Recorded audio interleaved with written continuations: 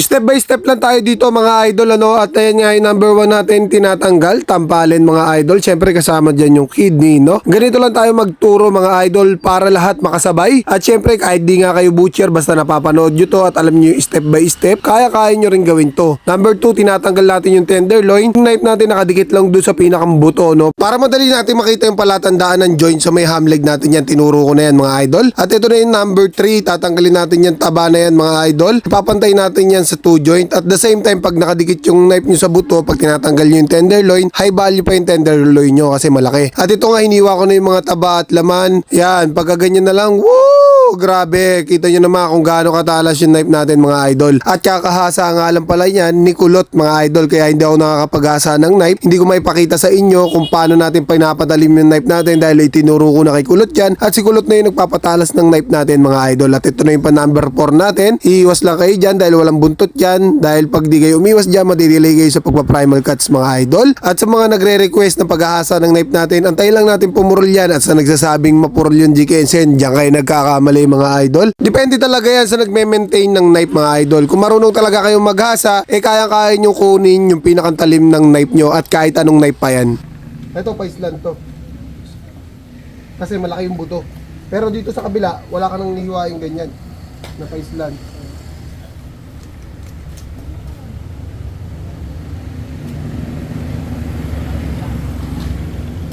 So, tayo sa primal cuts and then punta tayo sa deboning. Ito pa island. So, di ba? Dito. Join. Kuhain mo lang yan. Alaman na yan. Tapos, hanap lang joint. Yan. At pag nakita nga natin yung joint dyan, focus na lang tayo sa joint. Pag nahiwa na natin yung pinakanduktungan niya, madali na natin matatanggal yung patahin natin ng maayos mga idol. At ito naman yung panganim natin. Syempre, ayan yung buto, palatandaan dyan. 1 inch lang mga idol. Ang hiwa, papasok lang. Although di ko na naturo dyan yung pinakambuto na palatandaan. Pero pinakita ko kay kuya dyan, pagka nahiwa na yung pinakang joint. Pasok natin yung knife, pa-letter C.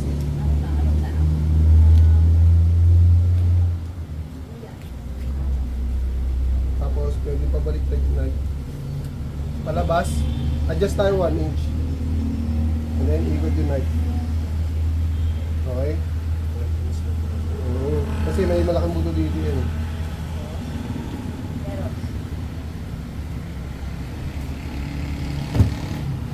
And then, ito, first layer. Yan. First layer. Yan. Pag number 7 mga idol, punitin nyo lang yung balat, tapos hiwain nyo lang yung first layer mga idol, may open nyo lang yung laman na yan, madali nyo na matatanggal yan. Ganyan lang, tapos pagka nahiwa mo ng ganyan, from top. Dito nga sa part na to, sumabit yung knife natin sa buto, kaya medyo na-delay tayo ng konti, pero all goods lang yan mga idol. Tapos dito, higit lang yung knife sa buto. Higit mo lang yung knife mo sa buto, tapos tiyatanggal mo yung laman. Tapos iiwasan mo to, umigap.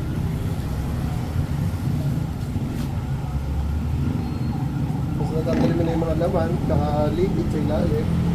Ilang kilong ba ito?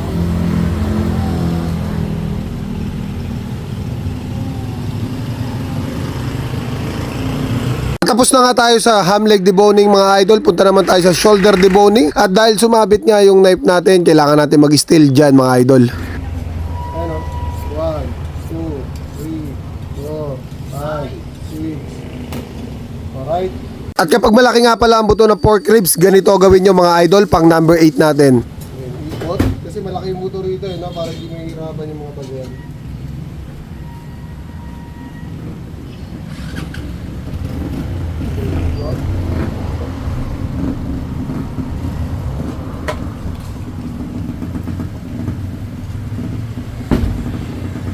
Shoulder blade. At pang number 9 naman natin mga idol, tatanggalin natin yung shoulder blade. Pero bago natin tanggalin yan mga idol, tanggalin muna natin yung mga taba. Yung shoulder blade, meron tayong sinusunod na palatandaan pa. Dalawang ganyan yun. So dapat na duktungan. Hindi duktungan yun.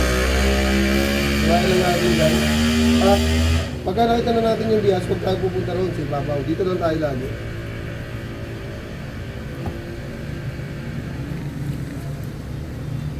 Pag natanggalan natin yan, power grip, pa-slant yung knife, iwain lang natin dito. So may gilid ng shoulder blade. Okay? Yung knife natin, nakadikit lang doon sa binyang buto. Para mahiwa yung mga litid. Kasi itong ibabaw, tatanggalin natin yung litid. Ganun din dito sa kabila. Yung knife natin, nakadikit sa buto, hiwain natin. Para mapunit yung subtissue. Pag tinatawag natin subtissue, ito. Napuli na yan. Nakakapit yun sa buto. So, pag natanggalan natin yan, pwede natin angat yan. Ayan, makinis na yan. Kasi nahiwa na natin yung litid at shoulder blade. So, pag medyo na yung nakakapit pa, hiwain mo lang ulit yan. Para umangat. Okay? Tapos, ito yung isang layer, hiwain mo lang yung diretso yan. Yan. Tapos, pag nahiwa mo na yan, madali mo na matatanggal yan. Ano? Wala ka nang kahirap-hirap dyan. Yan. Yan. Dala lahat yan. Tapos, pwedeng tulak to. Para kita natin yung dulo ng shoulder blade. Pag nakita mo na yung dulo ng shoulder blade, dikit mo lang yung knife mo sa buto. Paikot. Para matanggal yung mga nakakapit na litid sa ilalim. Pagka natanggal yung nakakapit na litid sa ilalim, kayasin mo yung gilid kasi baka may naiwan panlaman, kakalitid. Pag nakayas mo yan, and then hiwa mo na isa. Katulad ng ginawa natin dito. Para yung soft tissue, mapunit. Pagka napunit yung soft tissue, pag inangat mong ganyan yan, basic na basic yan. Sana nakatulong sa lahat ng mga baguhan yung pagtatanggal natin ng shoulder blade. At last one natin, ito. Tapos ito, pata front para di tayo mahirapan. Ito dito na sa akin nakaharap. Yung mamaya, ito yung isa, dito yan sa kabila. So ito, angat mo lang itong laman na to. Pag naangat mo yung laman na yan, hiwain mo lang to. Ito, pinaka-basic lang to ah. Hiwain mo lang yan. Kasi pag nahiwa mo yung laman na yan, itong pinakang white na to, ayan lang yung susundan mo, hiwain mo lang siya ng diretso.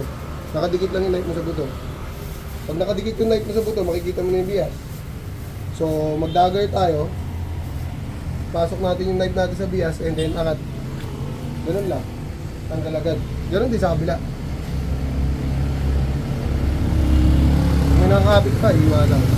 Tapos pag nagawa na natin yan, hiwain natin ilalim. Yung mga nakakapit na laman at kalitid. Tapos ito yung ilalim ng siko. Papatay lang natin din yung hiwa. Yan. Tapos ikot lang natin yung knife. Ganun lang, kasimple. At sana nakatulong sa inyo itong video na to mga idol. At basta taga Angono, may puso.